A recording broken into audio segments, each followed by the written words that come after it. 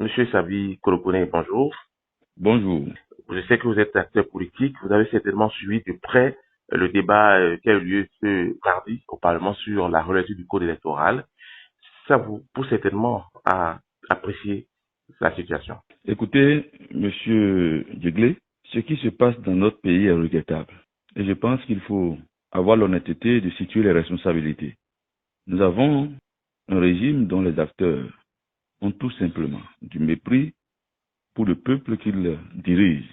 Nous avons aussi un peuple amorphe, passif, qui subit et s'accommode en espérant peut-être le retour de Jésus-Christ pour le sauver. Un ancien président aussi qui se fait passer pour Jésus-Christ et qui sait très bien qu'il n'est pas qualifié à jouer les premiers rôles dans cette affaire-là. De toutes les façons, je tiens à préciser à ce niveau que je ne doute en aucun cas, je ne me permettrai même d'ailleurs de douter en aucun cas de sa bonne foi.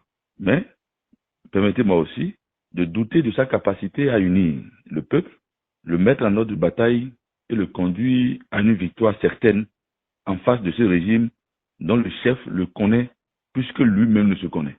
Pour rappel, ils étaient des amis, personne d'entre nous ne sait ce qu'ils avaient unis, ils se sont opposés, personne d'entre nous ne sait ce qu'ils ont opposé, mais dans leur guéguerre là, quel est le challenge que le président Boni Yayi a pu gagner en face de son ami Patrice Talon? Je n'ai même pas souvenance qu'il ait pu gagner un petit procès au tribunal de première instance de Cotonou.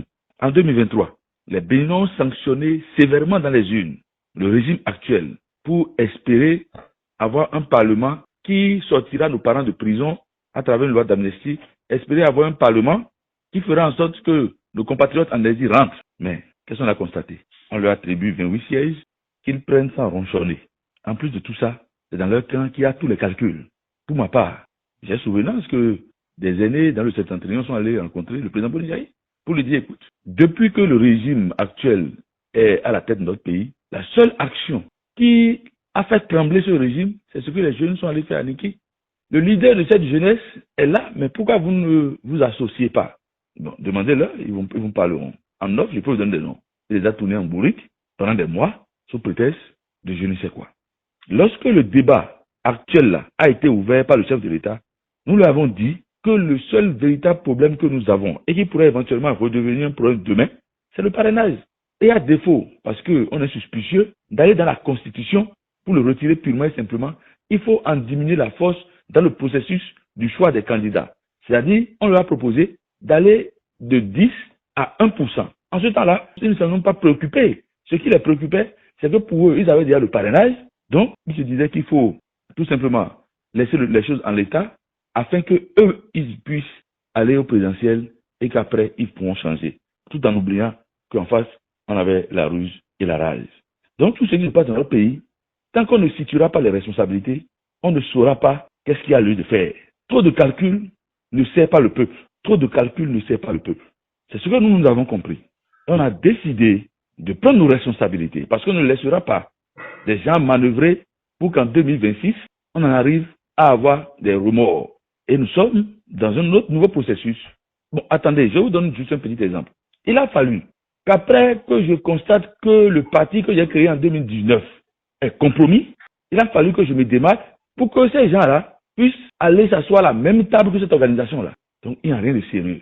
Nous, on ne se laissera pas faire. Tout ce qui se passe, on regarde, mais on sait, on est conscient qu'on se battra pour qu'en 2026, on puisse accéder au présidentiel dans les mêmes conditions qu'un exilé a eu l'occasion de participer et de gagner les élections. On ne permettra pas que la situation dans laquelle nous végétons en ce moment perdure au-delà de 2026.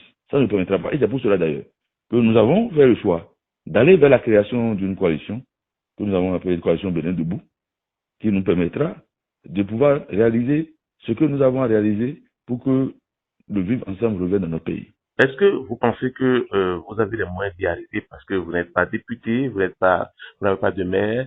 Qu'est-ce que vous comptez faire concrètement pour pouvoir participer à la présidentielle? Nous avons la lourde responsabilité, c'est d'ailleurs le moment pour moi, de parler à mes compatriotes pour leur dire qu'aujourd'hui, le débat n'est même plus un débat dans une assemblée, encore moins dans un gouvernement. Le débat, c'est un débat qu'on doit faire dans le peuple. Et c'est le peuple lui-même qui doit pouvoir se faire respecter maintenant. C'est le peuple lui-même qui doit prendre ses responsabilités. Donc, nous allons nous évertuer à organiser le peuple, lui faire comprendre qu'aucun Jésus-Christ ne descendra pour venir nous sauver. Notre destin se trouve entre nos mains et on devrait impérativement prendre conscience de notre situation et ne pas laisser cette misère dans laquelle nous vivons, cette précarité dans laquelle on nous enfonce, perdue. Donc, nous sommes dans un processus et le processus est en cours. Est-ce que c'est pas une forme d'incitation à la violence, ce qu'on vous a reproché Non. en 2019? Non. Vous parlez de 2018?